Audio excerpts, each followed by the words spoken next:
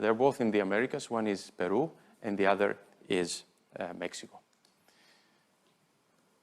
Regarding Peru, unfortunately, we have not seen the Federation for the most part of the last 5 years participating in any international FIBA activity. There were elections in 2016, and unfortunately, after these elections, there was no real governing body in the Federation ruling the basketball in the country fully. The Central Board appointed a fact-finding group. Our Central Board member, Mr. Bedoya from Paraguay, as well as a lawyer from Buenos Aires, were asked to travel. They traveled. They spent several days meeting all shareholders, stakeholders. They reported back to the Central Board, and we established a FIBA task force back in 2017. However, although the task force with the Olympic Committee and with the government representatives and federation representatives did not manage to put in place a process, simply because representatives of the federation and individuals maintained old entries in the registry, and these entries, to make this as simple as possible, make it impossible until today, several years later, to hold elections. Therefore, in 2018, the Central Board decided to suspend the FDPB, the Federation, the Federación Deportiva Peruana de Baloncesto. In our Congress in 2019, I give you a report, we, according to the rules, had to decide on whether to renew. We renewed the suspension.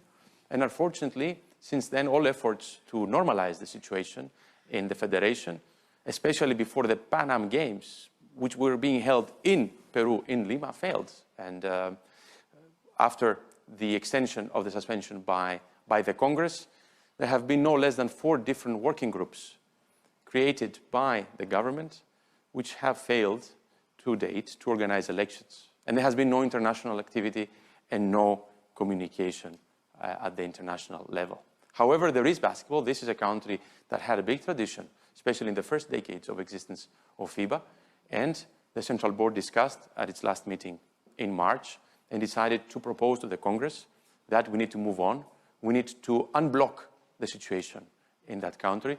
We need to disaffiliate this national member federation in order to allow the existing and quite active basketball stakeholders in the country to form a federation, which we will invite them to do, and quickly come back to become members of FIBA so that we maintain our 213 number, except for a few weeks, I hope, of our national member federations.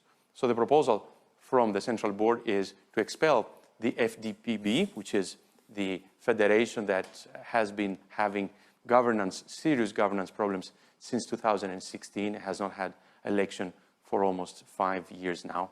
And of course, if that is done, we will take a mandate from you, the Congress, in order to contact the Peruvian government, the Olympic Committee, and the stakeholders of basketball in order to have very quickly the 10th South American member of the subzone and the 43rd National Member Federation of the Americas back into the FIBA family.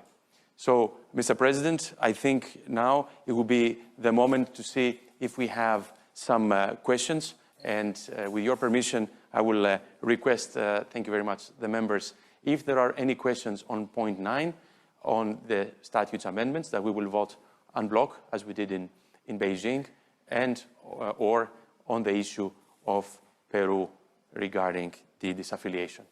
And a few words about Mexico, I will tell you in a few minutes right after the vote. Do we have any questions? The floor is open. No. Okay, thank you very much. Therefore, we can proceed with the vote. This is an electronic vote. So with these words, I think I have a small card waiting for me here with the results.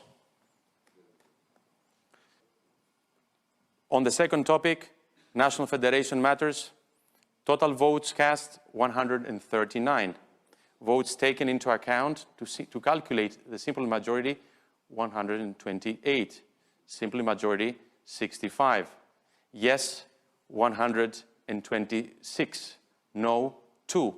Abstain, 11. Therefore, the proposal of the Central Board to disaffiliate the National Federation of Peru is approved. And of course, we take upon ourselves the mandate to bring very fast Peru back to the family with a new federations. Thank you very much for your trust, for your confidence, and for the collaboration in this voting process.